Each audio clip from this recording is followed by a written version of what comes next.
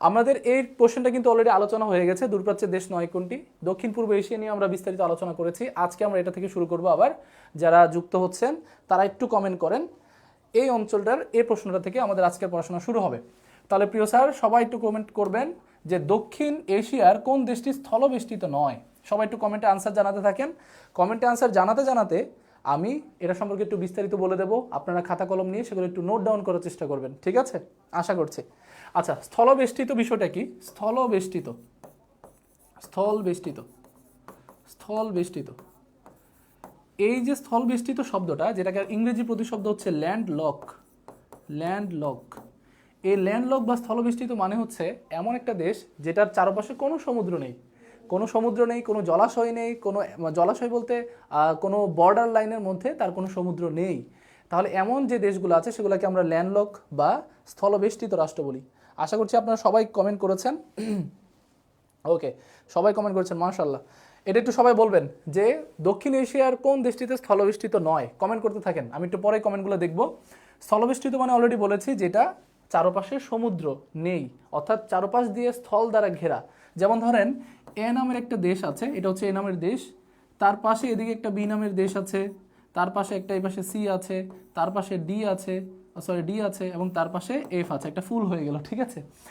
তো এ পাশটাতে সমুদ্র আছে, এ পাশে সমুদ্র আছে, ধরেন এদিকেও সমুদ্র আছে, এই পাশেও সমুদ্র আছে, এই পাশটাতে সমুদ্র আছে। একদম ডিটেলসে বলছি আপনাদের কাছে।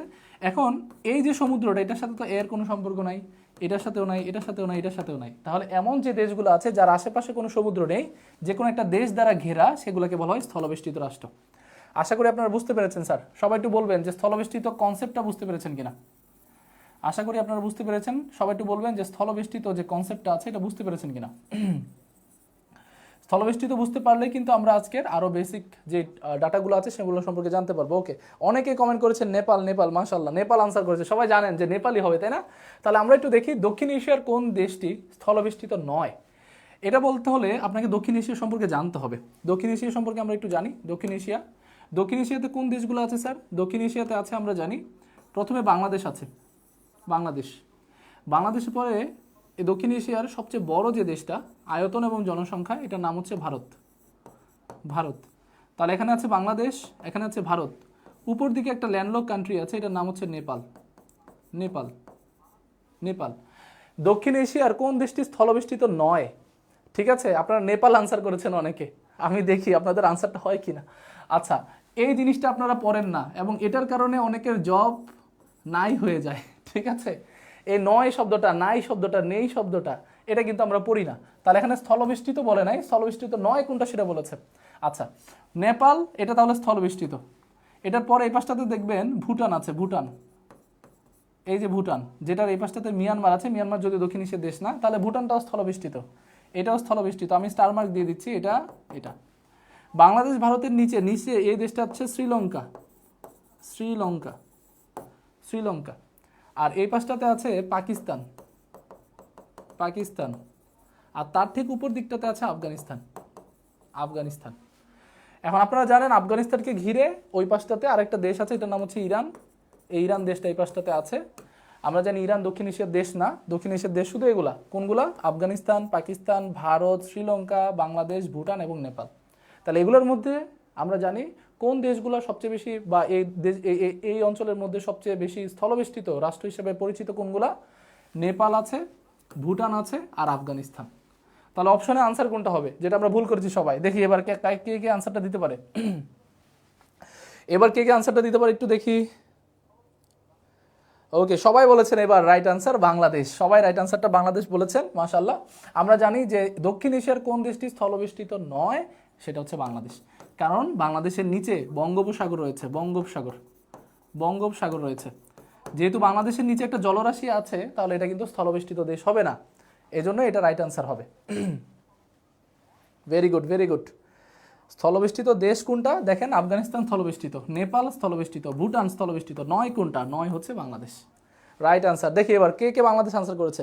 বিনা আক্তার বাংলাদেশ, ওকে। নাইম ভাই বলেছেন বাংলাদেশ। ভাবনাই বাংলাদেশ, মাশাআল্লাহ। ওকে, ও না সরি, ভাবনাই শুধু তুমি, ওরে বাপরে। উম্মে সামিহা নুমাইরা বলেছেন বাংলাদেশ। রয় সাধন বলেছেন বাংলাদেশ।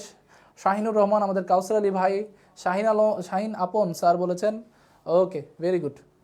ওকে মায়ের কিউট বড় ছেলে বলেছেন বাংলাদেশ। এই অস্থির অস্থির নামগুলা মারাত্মক লেভেলের, ঠিক আছে। ওকে, একদিন আমার কাছে একটা ফ্রেন্ড রিকোয়েস্ট আসলো। ফ্রেন্ড রিকোয়েস্টে যে ছেলেটা বা মেয়েটা আমি জানি না কে, তিনি তো আইডির নাম হচ্ছে টাকা দে। আমি তো ভয় পাই গেছি, কি রে টাকা দে কয় কে, আমি কার থেকে টাকা নিলাম। আচ্ছা যাই হোক, ওকে আশা করি সবাই সবাই একদমই ক্লিয়ার আছেন, একদমই ক্লিয়ার আছেন আশা করছি। তাহলে আমরা সবাই বাংলাদেশ, এটা নিয়ে কোনো সন্দেহ নাই। আমি এবার কিছু বেসিক তথ্য দেই আপনাদেরকে এই স্থলবেষ্টিত রাষ্ট্র সম্পর্কে। স্থলবেষ্টিত রাষ্ট্র সম্পর্কে কিছু বেসিক তথ্য দেই। যেমন এই যে স্থলবেষ্টিত কথাটা আমরা বলি, স্থলবেষ্টিত রাষ্ট্র, এই স্থলবেষ্টিত রাষ্ট্র আমরা জানি যে মোট আছে কতটি বলেন তো, সারা বিশ্বে 44টি। সারা বিশ্বে 44টি রাষ্ট্র আছে যেগুলোকে বলা হয় স্থলবেষ্টিত রাষ্ট্র। এই স্থলবেষ্টিত 44টা দেশের মধ্যে এশিয়াতে কয়টা আছে? এশিয়াতে আছে মূলত 11টা, ভিন্ন ক্ষেত্রে 12টা। এখন আপনি বলতে পারেন যে স্যার 11টা দিলেন আবার 12টা দিলেন, ঝামেলা কারে নিয়ে? মূলত এখন একটা নিয়েই তো ঝামেলা। ওই ঝামেলাটার লোকটা কে? এটার নাম হচ্ছে আজারবাইজান।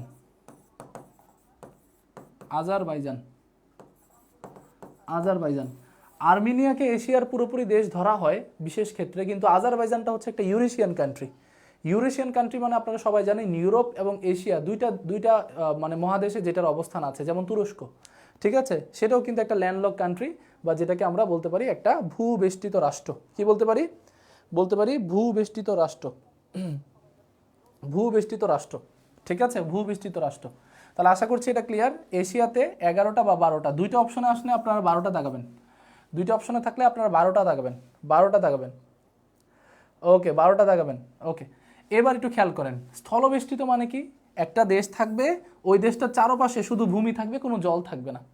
কিন্তু পরীক্ষাতে মাঝে মাঝে এমন একটা প্রশ্ন আসে যে ডাবল ল্যান্ডলক কান্ট্রি বলা হয় কাকে?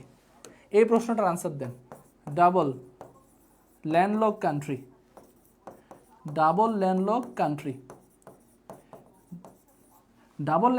মানে কি স্যার বলেন তো? ডাবল ল্যান্ডলক কান্ট্রি মানে হচ্ছে যেটাকে আমরা বলি ডাবল স্থলবেষ্টিত দেশ বা ডাবল ল্যান্ডলক কান্ট্রি। অর্থাৎ একটা দেশ দুইটা এমন দেশ দ্বারা ঘেরা যেগুলো নিজেরাও কিন্তু স্থলবেষ্টিত রাষ্ট্র। এটা আশা করি অনেকে বুঝেছেন, অনেকে বুঝেন নাই। এটা সম্পর্কে আমি একটু বিস্তারিত বলি। স্থলবেষ্টিত রাষ্ট্র সম্পর্কে আমরা বুঝলাম। ডাবল ল্যান্ডলক মানে কি? স্যার আপনি তো ল্যান্ডলক সম্পর্কে বললেন, এখন আবার ডাবল ল্যান্ডলক মানে কি? এটা মানে হচ্ছে, যেমন ধরেন এটা একটা রাষ্ট্র,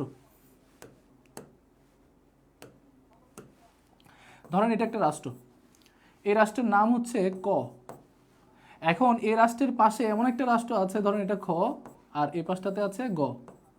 এমন রাষ্ট্র আছে যারা নিজেরাও স্থলবেষ্টিত, অর্থাৎ এটাও স্থলবেষ্টিত, এটাও স্থলবেষ্টিত।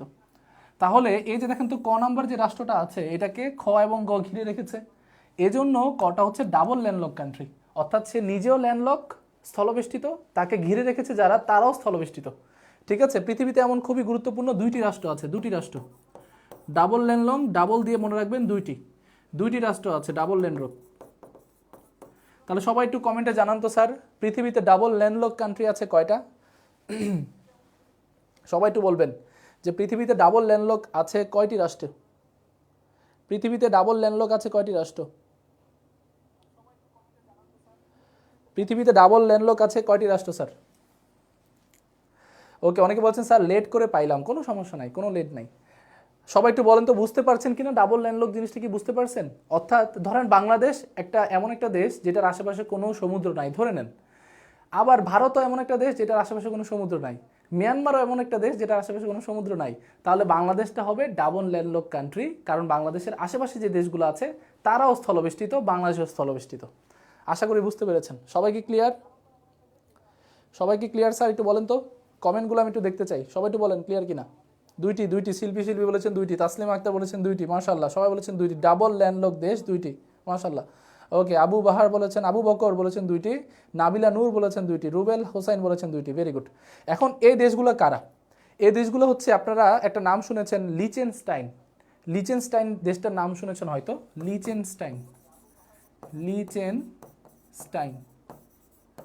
এই লিচেনস্টাইন দেশটা হচ্ছে ডাবল ল্যান্ডলক কান্ট্রি, অর্থাৎ এটার আশেপাশে যে দেশগুলো আছে সেগুলো স্থলবেষ্টিত রাষ্ট্র। তাহলে বলেন তো স্থলবেষ্টিত রাষ্ট্র একটা কি? লিচেনস্টাইন। আরেকটা হচ্ছে আমাদের মধ্য এশিয়ার একটা রাষ্ট্র আছে, সেটার নাম হচ্ছে উজবেকিস্তান। উজবেকিস্তান। তাহলে লিচেনস্টাইন এটা হচ্ছে 1 নাম্বার, আর 2 নাম্বারটা হচ্ছে উজবেকিস্তান। এই দুইটাকে বলা হয় double landlock country. Double landlock country, অথবা এটা স্থলবেষ্টিতর মধ্যে ডাবল। ঠিক আছে, ওকে। আশা করছি সবাই একদমই ক্লিয়ার আছেন। সবাই ক্লিয়ার থাকলে সবাই একটু বলেন তো স্যার ডান, এতটুকু পর্যন্ত ক্লিয়ার থাকলে একটু ডান বলেন যে স্যার ডান, একদম ডান। এটা নিয়ে আর কোনো ঝামেলা নাই, একদমই কোনো ঝামেলা নেই। সবাই একটু কমেন্ট করেন ডান। ক্লিয়ার, মাশাআল্লাহ ক্লিয়ার। ওকে, তাহলে দুইটা দেশ কি বলেছি? একটা হচ্ছে লিচেনস্টাইন, যেটার আশেপাশে কে আছে বলেন তো? সুইজারল্যান্ড। সুইজারল্যান্ডের আশেপাশে কিন্তু লিচেনস্টাইন আছে, ঠিক আছে। আর উজবেকিস্তানের আশেপাশে কে আছে? কিরগিজস্তান, তাই না? তুর্কমেনিস্তান, এই দেশগুলো আছে। তাহলে এই জন্য উজবেকিস্তানও কিন্তু একটা ডাবল ল্যান্ডলক কান্ট্রি। সবাই একটু বলেন ক্লিয়ার কিনা। ক্লিয়ার হলে আমরা নতুন আরেকটা বিষয় নিয়ে আলোচনা করব। আশা করছি সবাই ক্লিয়ার। এবার একটু খেয়াল করেন, এই যে স্থলবেষ্টিত রাষ্ট্র আমরা বলি, স্থলবেষ্টিত রাষ্ট্র, এই স্থলবেষ্টিত রাষ্ট্রের মধ্যে সবচেয়ে বৃহত্তম কোনটা এবং সবচেয়ে ক্ষুদ্রতম কোনটা? এটা মেবি আপনাদের সাথে আলোচনা করেছিলাম। আপনারা একটু আনসার করার চেষ্টা করেন, সবচেয়ে বৃহত্তম কোনটা এবং সবচেয়ে ক্ষুদ্রতম কোনটা? সবচেয়ে বৃহত্তম কোনটা, সবচেয়ে ক্ষুদ্রতম কোনটা? স্যার কে কে আনসার করতে পারবেন? সবচেয়ে বৃহত্তম কোনটা, সবচেয়ে ক্ষুদ্রতম কোনটা? মাশাআল্লাহ, কে কে আনসার করেছেন? সাব্বির ভাই আনসার করেছেন, হুমায়রা বোন আমাদের আনসার করেছেন, মিলন কুমার আনসার করেছেন, তাসলিমা আক্তার, লিমা আনসার করেছেন, সাকিবুল ইসলাম স্যার আনসার করেছেন, নাহিদুল ইসলাম, দুঃখিত নাদিয়া ইসলাম বোন আমাদের আনসার করেছেন, রাসেল বিন আব্দুল খালেক পটুয়াখালী থেকে আনসার করেছেন। দেখেন আপনারা, আপনাদের নাম কিন্তু আমার মুখস্থ হয়ে গেছে। এই যে রাসেল বিন আব্দুল খালেক, এই স্যার কিন্তু প্রতিদিনই ক্লাস করেন, নাম মুখস্থ হয়ে গেছেন আমার, এবং উনি পটুয়াখালীতে থাকেন। দেখেন জেলাও মুখস্থ হয়ে গেছে। তাহলে এভাবে যারা আপনারা হচ্ছেন ক্লাস করবেন, তাদের কিন্তু নাম, জেলা সব কিন্তু মুখস্থ হয়ে যাবে। ওকে, মেহেদি হাসান স্যার অনেক ধন্যবাদ। ওকে ওকে, আশা করি সব ক্লিয়ার। তাহলে আমরা এবার স্থলবেষ্টিত রাষ্ট্রের মধ্যে সবচেয়ে বৃহত্তম রাষ্ট্র কোনটা একটু বলেন দেখি, কে পারবেন? সবচেয়ে বৃহত্তম এই রাষ্ট্রটা কিন্তু মুসলিম জনসংখ্যায়, দুঃখিত, মুসলিম বিশ্বের আয়তনে সবচেয়ে বড় রাষ্ট্র। তাহলে মুসলিম বিশ্বের আয়তনে সবচেয়ে বড় রাষ্ট্র, এটার নাম হচ্ছে কাজাখস্তান। কাজাখস্তান। পাশাপাশি ক্ষুদ্রতমটা হচ্ছে ভ্যাটিকান সিটি। ভ্যাটিকান সিটিও কিন্তু পৃথিবীর সবচেয়ে ক্ষুদ্রতম রাষ্ট্র। পাশাপাশি এই ভ্যাটিকান সিটি কিন্তু আমরা জানি যে একটা স্থলবেষ্টিত রাষ্ট্র, বা যেটাকে আমরা ল্যান্ডলক কান্ট্রি নামে ডাকি, ল্যান্ডলক কান্ট্রি। ওকে, মাজহারুল ইসলাম আমাদের সাথে যুক্ত হয়েছেন, ওয়ালাইকুম আসসালাম। যারা যুক্ত হচ্ছেন একটু কষ্ট করে স্যার আজকে কিন্তু শেয়ার করে দিতে হবে, ঠিক আছে? আমরা চাই আপনাদের জন্য নতুন সুন্দর সুন্দর কন্টেন্ট দিতে, কিন্তু এটাকে উৎসাহ দেওয়ার পালা কিন্তু আপনাদের, দায়িত্ব কিন্তু আপনাদের। তো সেই জন্য আপনার বেশি বেশি করে শেয়ার করে রাখবেন। ওকে, ভেরি গুড। FN চৌধুরী বলেছেন বৃহত্তম হচ্ছে কাজাখস্তান এবং ক্ষুদ্রতম হচ্ছে ভ্যাটিকান সিটি। আশা করি সবাই এটা সম্পর্কে একদমই ক্লিয়ার আছেন। যদি ক্লিয়ার থাকেন তাহলে আমরা নতুন টপিকে চলে যাই, নতুন প্রশ্নে চলে যাই। উড়ে গেল প্রশ্ন, তারপরের প্রশ্ন, নিচের কোনটি পারস্য উপসাগরীয় রাষ্ট্র নয়? স্যার আপনাদেরকে কিন্তু আজকে বারবার একটা জিনিস আমি ফোকাস করছি, যারা জ্ঞানী, যারা বিচক্ষণ, তারা কিন্তু বুঝে যাবে যে এই জায়গাটাতে আমি বারবার ফোকাস করছি, যে পরীক্ষাতে আপনারা যেটাতে সবচেয়ে বেশি ভুল করেন সেটা হচ্ছে এই জায়গাটা। স্যার আপনারা নয় নেই এটা দেখেন না, এবং এটা না দেখার কারণে আপনাদের কিন্তু বড় একটা লস হয়ে যায়, ঠিক আছে? একটা বিশাল রকম লস হয়ে যায়। ওকে ওকে ওকে ওকে ওকে ওকে, মাশাল্লাহ মাশাল্লাহ মাশাল্লাহ, অনেক ধন্যবাদ। তাহলে এবার ভাই বোনেরা সবাই একটু খেয়াল করবেন, নিচের কোনটি পারস্য উপসাগরের রাষ্ট্র নয়? সবাই একটু আনসার করেন দেখি, এটা কে পারবেন? সবাই একটু আনসার করতে থাকেন। আমি একটু পারস্য উপসাগরের অঞ্চলটা সম্পর্কে একটু আপনাদের বলি। মূলত পারস্য উপসাগর অঞ্চলটা কতটুকু, যেমন আপনি দেখবেন এই পাশটাতে ইরানের অঞ্চলটা একটু ঘুরে এসে এভাবে করে এই অঞ্চলটা দিয়ে ঢুকেছে, এটাই হচ্ছে পারস্য উপসাগর। এটার নাম হচ্ছে পারস্য উপসাগর। এটা হচ্ছে স্যার পারস্য উপসাগর। এখন এই পারস্য উপসাগরের মধ্যে কোন দেশগুলো আছে যেগুলোর মধ্যে এত উত্তেজনা? পার্সিয়ান গালফ আমরা বলি, এখানে একটা প্রণালীও আছে, এবং এই পারস্য উপসাগরীয় দেশগুলো সম্পর্কে আমাদের একটু জানার দরকার আছে। ওকে, একটু খেয়াল করেন, যেমন এই দেশটা, এখানে যে দেশটা আছে এটার নাম হচ্ছে ইরাক। এখানে একটা দেশ আছে, এটার নাম হচ্ছে ইরাক। উপরে একটা দেশ আছে, এই দেশটার নাম হচ্ছে ইরান। ইরাক ইরানের এই পাশটাতে আছে সৌদি আরব। সৌদি আরব দেশটা আছে। তারপরে আপনারা এই নিচের অংশটাতে ছোট ছোট কয়েকটা দেশ পাবেন, যেমন আপনারা পাবেন এখানে কাদের পাবেন আমি একটু বলি, বাহরাইনকে পাবেন, বাহরাইনকে পাবেন, আপনারা এই পাশটাতে পাবেন ওমানকে, ওমান, ঠিক আছে। আপনারা এখানে পাবেন কাতারকে, এই পাশটাতে পাবেন কুয়েতকে, কুয়েত, ঠিক আছে। তারপরে আর কাকে পাবেন বলেন, সংযুক্ত আরব আমিরাত, যেটাকে আমরা ইউএই বলি, ইউনাইটেড আরব এমিরাত। তাহলে এই যে দেশগুলো পেলেন, বলেন তো স্যার টোটাল কয়টা দেশ পেয়েছেন, কে কে বলতে পারবেন? স্যার সবাই একটু বলেন কয়টা দেশ পেয়েছেন, কয়টা দেশ পেয়েছেন বলেন, কয়টা দেশ পেয়েছেন? এখানে পেয়েছেন, আমি একটু গণি আপনাদের সাথে, ইরাক একটা দেশ, ইরান দুইটা দেশ, সৌদি আরবিয়া তিনটা দেশ, বাহরাইন চারটা দেশ, ওমান পাঁচটা দেশ, কাতার ছয়টা দেশ, দুঃখিত কুয়েত সাতটা দেশ, এবং 8 নম্বর দেশ হচ্ছে ইউএই, সংযুক্ত আরব আমিরাত, ইউএই। স্যার মনে হয় কি বলেছেন? ওকে ওকে স্যার, সবার কমেন্ট দেখছি স্যার, সবার কমেন্ট দেখছি, অনেকে বলছেন স্যার হয়তো কমেন্ট দেখছে না, সবার কমেন্ট দেখছি, অনেক ধন্যবাদ। আচ্ছা এবার একটু খেয়াল করেন, পারস্য উপসাগরের পানিটা আস্তে আস্তে নিচে নামতে নামতে এদিকে একটা একটা সাগর আছে, এটা সবাই আপনারা জানেন ওমান সাগর নামে ডাকা হয়, ওমান সাগর, ওমান সাগর। এবং ওমান সাগরের পাশাপাশি এই জায়গাটাতে আরব সাগরও আছে, যেটা অপশনে থাকবে সেটা দিবেন, আরব সাগরও আছে, ওমান উপসাগরও বলা হয় আর আরব সাগর। তাহলে এই দুইটা জলসীমা যুক্ত হয়ে গেছে, ইরাক এবং এই পাশে হচ্ছে আপনার সংযুক্ত আরব আমিরাত, এই দুইটাকে পৃথক করেছে যে প্রণালী, সেই প্রণালীটার নাম হচ্ছে হরমুজ প্রণালী। আমরা প্রণালী ক্লাসে কিন্তু বলেছিলাম হরমুজ প্রণালী, পৃথিবীর বিখ্যাত একটা প্রণালী আছে এই পাশটাতে। কারণ আপনারা জানেন এই দেশগুলো সবাই কিন্তু যে প্রাকৃতিক তেল আছে আমাদের, খনিজ তেল, এই তেলগুলো কিন্তু আহরণ করে বা এক্সট্র্যাক্ট করে, মাটি থেকে উত্তোলন করে, আহরণ না দুঃখিত, উত্তোলন করে। তাহলে এই উত্তোলন করে যারা, যে দেশগুলো আছে সেই দেশগুলো কিন্তু এই পারস্য উপসাগর হয়ে, হরমুজ প্রণালী হয়ে ভারত মহাদেশে, ভারতীয় উপমহাদেশে, অথবা আমাদের এই পাশটাতে যে আফ্রিকার বিভিন্ন দেশগুলোতে তেল সাপ্লাই দেয়। এই জন্য এই প্রণালীটা খুব খুব গুরুত্বপূর্ণ। সবাই কি বুঝতে পেরেছেন স্যার? সবাই কি বুঝতে পেরেছেন? সবাই কি বুঝতে পেরেছেন?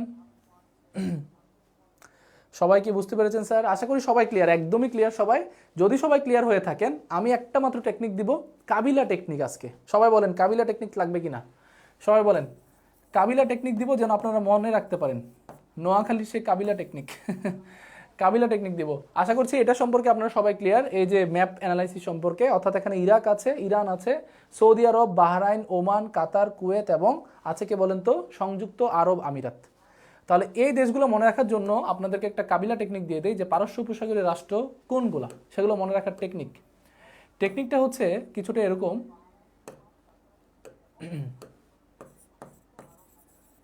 টেকনিকটা কিছুটা এরকম স্যার, সবাই একটু খেয়াল করেন। টেকনিকটা এরকম যে ওমা, কাবিলারে আপনারা চেনেন না? কাবিলা কি করে বলেন তো স্যার? কাবিলা কাবিলা কি করেন? কাবিলা কি করে? কাবিলা বলে নোয়াখালী ভাষায় কথা বলে, তাই না? ধরেন কাবিলা একটু দুষ্টামি করতেছে তার যে বেআইন সাহেব আছে, বেআইনের সাথে, ঠিক আছে? কাবিলা তো এমনি একটু দুষ্টামি করে বেশি, ঠিক আছে? তো কাবিলা টেকনিকটা সম্পর্কে আমরা একটু জানবো, যে ওমা আর বেআইন, একটু নোয়াখালী ভাষায় বলতেছে আর কি, আর বেআইন, ওমা আর বেআইন, আর এই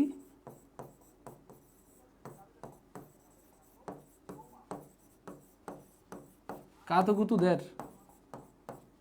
কিল্লাই, ঠিক আছে? কিল্লাই শব্দটা কিন্তু তারা ইউজ করে, ও মার বেআইন আর এই কাতকুতুদের কিল্লাই, ঠিক আছে? তাহলে এই যে কাবিলার বেআইনের সাথে একটু দুষ্টামির একটা লাইন দিয়ে আমরা মনে রাখতে পারবো পারস্য উপসাগরের যে রাষ্ট্রগুলো আছে সেগুলা। দুঃখিত এ ধরনের টেকনিকগুলো দেওয়ার জন্য, কিন্তু মনে রাখার জন্য এটা কিন্তু খুবই ইজি। তাহলে ওমা আর বেআইন আর এই কাতকুতুদের কিল্লাই, এটা কে বলেছে? এটা বলেছেন আমাদের সবার কাবিলা, কাবিলা ভাই বলেছেন এটা। তাহলে কাবিলা নোয়াখালী ভাষা এটা বলেছেন, আমি জানি না নোয়াখালী ভাষাটা কি এরকম কিনা। আচ্ছা একজন বলছেন স্যার সাউন্ড একটু কম শোনা যাচ্ছে, এখন একটু দেখেন কি, এখন ক্লিয়ার কিনা একটু বলবেন, সাউন্ড ক্লিয়ার কিনা একটু বলবেন। আচ্ছা সাউন্ড কম বলেছেন একজন, সবাই একটু বলেন তো স্যার সাউন্ড ক্লিয়ার আছে কিনা।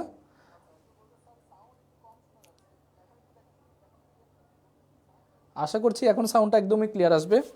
আচ্ছা আমি আরও বেশি ইয়ে করি, আশা করছি এখন সাউন্ডটা একদমই ক্লিয়ার আসবে। তাহলে আমরা যেটা বলছিলাম ওমা আর বেআইন আর এই কাতকুতুদের গিল্লাই, এটা কে বলেছে? এটা বলেছে কাবিলা ভাই বলেছেন, ঠিক আছে? তাহলে এটা দিয়ে আমরা মনে রাখবো ওমা থেকে যে দেশটা আমরা মাথায় রাখবো সেটার নাম হচ্ছে ওমান। কি মনে রাখবো আমরা? ওমান দেশটাকে মাথায় রাখবো, ঠিক আছে। আর থেকে আমরা মনে রাখবো আরব আমিরাত, সংযুক্ত আরব আমিরাত বলতে পারেন, ঠিক আছে। তাহলে সংযুক্ত আরব আমিরাত, তাহলে সংযুক্ত আরব আমিরাত এই দেশটা সংযুক্ত আরব আমিরাত। বেআইন থেকে আপনারা কোন দেশটা মাথায় রাখবেন জানেন? বেআইন থেকে মনে রাখবেন বাহরাইন, এই যে বাহরাইন দেশটা মাথায় রাখবেন, বাহরাইন। তাহলে ওমা আর বেআইন এতটুকু পর্যন্ত হয়ে গেল, ঠিক আছে। আর এই থেকে আপনি মাথায় রাখতে হবে অনেকগুলো দেশ, যেমন আর থেকে মনে রাখবেন আরব মানে কোন আরব বলেন তো? সৌদি আরব। আর এখানে ই থেকে দুইটা দেশ মাথায় রাখবেন, একটা হচ্ছে ইরাক আর আরেকটা হচ্ছে ইরাক এবং ইরান। তাহলে কয়টা দেশ পেয়েছেন স্যার? দেখেন, ওমান পেয়েছেন একটা, সংযুক্ত আরব আমিরাত দুইটা, বাহরাইন, সৌদি আরব এবং ইরান এবং ইরাক। টোটাল আমরা এখানে পেয়েছি টোটাল 6টা দেশ, তিনটা 6টা। এবার এই যে কাতুকুতু শব্দটা থেকে আপনারা মাথায় রাখবেন, এটা থেকে মনে রাখবেন কাতার এবং কুতু থেকে মনে রাখবেন কুয়েত। তাহলে এটা থেকে আশা করি আপনারা খুব ইজি ওয়েতে একটু দুষ্টামির ছলে আপনারা মনে রাখতে পারেন, ঠিক আছে। আশা করি যে দুষ্টামির ছলে আপনারা মনে রাখতে পারেন এটা, ঠিক আছে। যে ওমান, সংযুক্ত আরব আমিরাত, বাহরাইন, সৌদি আরব, ইরাক, ইরান, কাতার, কুয়েত, এই 8টা দেশ হচ্ছে পারস্য উপসাগরীয় রাষ্ট্র। তাহলে দেখেন ইরান কি নাই? ইরান আছে, তাহলে এটা হবে না। ওমান, এই যে ওমান পাইছি আমরা, তাহলে এটা হবে না। কাতারও তো পাইছি, তাহলে এটা হবে না। তুর্কমেনিস্তান, এটাই আনসার হবে, কারণ এখানে 9 বলেছে। তাহলে এখানে 9 বলেছে, তাহলে পারস্য উপসাগরীয় রাষ্ট্র 9 কোনটা? তুর্কমেনিস্তান কি এখানে আছে? নাই, তাহলে কিন্তু এটা পারস্য উপসাগরীয় রাষ্ট্র হবে না। স্যার সবাই কি বুঝতে পেরেছেন? সবাই কি টেকনিকটা বুঝতে পেরেছেন? ক্লিয়ার কিনা একটু বলেন। ক্লিয়ার হলে সবাই বলেন স্যার ডান। সবাই বলেন স্যার ডান। আলহামদুলিল্লাহ, সবাই ডান। ওকে স্যার সবাই একটু বলেন স্যার ডান। ওকে, ভেরি গুড। সবাই তুর্কমেনিস্তান আনসার করেছেন, মাশাআল্লাহ। সবাই আশা করছি এটা একদমই ক্লিয়ার। তাহলে আমরা আরেকবার বলি, ওমার বেয়ানারে কাতুকুতুদার গিল্লাই, কে বলেছেন? কাবিলা ভাই বলেছেন। এবং এটা দিয়ে আমরা পারস্য উপসাগরের রাষ্ট্রগুলো মনে রাখতে পারি, যেমন ওমান, সংযুক্ত আরব আমিরাত, বাহরাইন, সৌদি আরব, ইরাক, ইরান, কাতার এবং কুয়েত। সবাইকে ক্লিয়ার? ওকে, ভেরি গুড, মাশাআল্লাহ, ভেরি গুড। আপনাদের একটা জিনিস নিয়ে একটু ঝামেলা থাকে, সেই ঝামেলাটা একটু আজকে সলভ করে দেই। এই যে সংযুক্ত আরব আমিরাত, এটা নিয়ে আপনাদের অনেক ঝামেলা থাকে। আপনারা বলেন তো, সংযুক্ত আরব আমিরাত বলতে কতগুলা দেশের বা কতগুলা প্রদেশের সংযুক্ত অবস্থানকে বোঝানো হয়? অর্থাৎ আরব আমিরাতে কয়টা প্রদেশ আছে? কেন এটাকে সংযুক্ত আরব আমিরাত বলা হয়?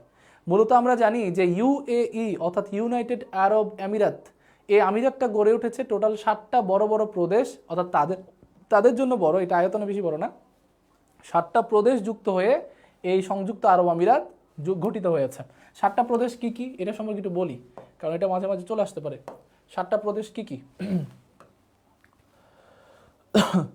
একটু খেয়াল করেন, যে 7টা প্রদেশ কি কি এটা সম্পর্কে একটু বলি।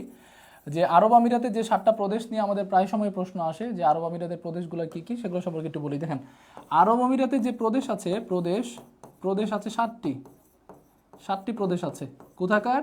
ইউএই বা সংযুক্ত আরব আমিরাত। একটু কমেন্ট করে জানান কে কে পারবেন। যেমন একটা আছে, কি বলেন তো স্যার? একটা আছে আমরা জানি যে আবুধাবি। একটা আছে দুবাই বলতে আমরা সবাই অনেকে দেশ মনে করি যে দুবাই দেশে গেছে, ঠিক আছে। আসলে সেটা কিন্তু দেশ না, সেটা আরব আমিরাতের একটা অংশ, প্রদেশ। এবং আছে শারজা। সবাই এতটুকু 3টা একটু লিখে নেন। কি বলেছি স্যার? সবাই একটু বলবেন। আবুধাবি, দুবাই এবং শারজা, 3টা একটু লেখেন, সবাই একটু লেখেন। আবুধাবি, দুবাই এবং শারজা।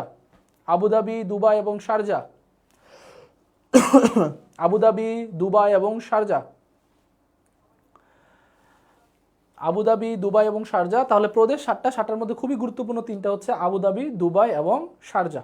এটা ছাড়া আমরা আর কি শিখবো? কমেন্টে জানান, সবাই একটু কমেন্টে জানান। 7টা প্রদেশ, মাশাআল্লাহ, 7টা প্রদেশ। সবাই আনসার করেছেন। মিখাইল ভাই আনসার করেছেন, ওকে। তারপরে মুকলেশ সিদ্দিক ভাই বলেছেন, মিলন কুমার বলেছেন, ওকে, ভেরি গুড। সামিয়া হক বলেছেন ডান, মাশাআল্লাহ। ওকে, সবাই ডান। তারপরে এটা ছাড়া আর কি আছে? এটা ছাড়া আছে আজমান। আজমান আছে, আজমানটা খুব গুরুত্বপূর্ণ, আমি এই পাশে লিখে দিচ্ছি। একটা হচ্ছে আজমান, আজমান, একটা হচ্ছে আজমান। তাহলে আজমান নামের কিন্তু তাদের একটা প্রদেশ আছে, আজমান প্রদেশ। তাহলে কি কি বললাম? আবুধাবি, দুবাই, শারজা এবং আজমান। সবাই ক্লিয়ার কিনা একটু বলেন তো? সবাই ক্লিয়ার? সবাই কি ক্লিয়ার? আবুধাবি, দুবাই, শারজা, সবাই আনসার করছেন, ভেরি গুড। আমি বারবার করে আপনাদেরকে কেন ক্লিয়ার বলি, যেন আপনারা কমেন্ট করেন যে স্যার অলরেডি ক্লিয়ার, আলহামদুলিল্লাহ। ওকে, আবুধাবি, দুবাই এবং শারজা এবং আজমান। এটা ছাড়া আছে উম্মে উম্মে আল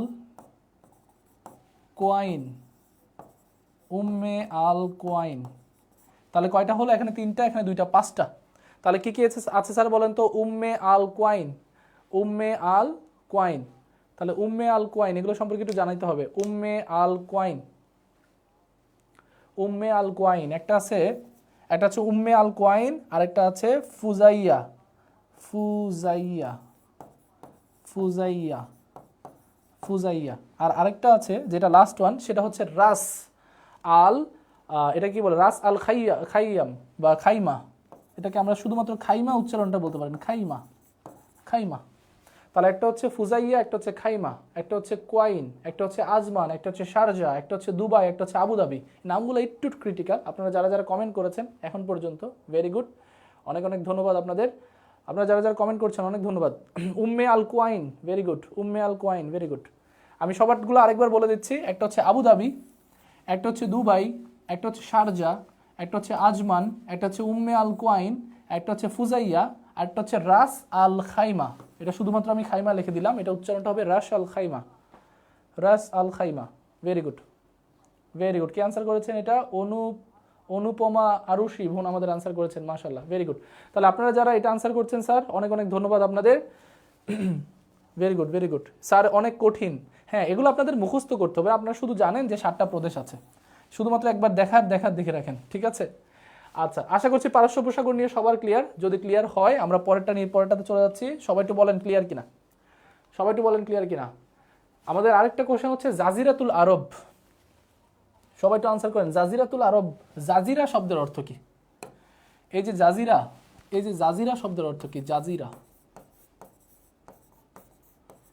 জাজিরা শব্দের অর্থ কি? আমরা জানি জাজিরা শব্দের অর্থ হচ্ছে দ্বীপ। আর জাজিরাতুল আরব বলতে মূলত আরব উপদ্বীপ বলতে বোঝানো হয়, আরব উপদ্বীপ, আরব উপদ্বীপ। তাহলে জাজিরাতুল আরব বলতে আমরা বুঝি আরব উপদ্বীপ। জাজিরাতুল আরব বলতে কি বুঝি স্যার? আরব উপদ্বীপ বুঝি।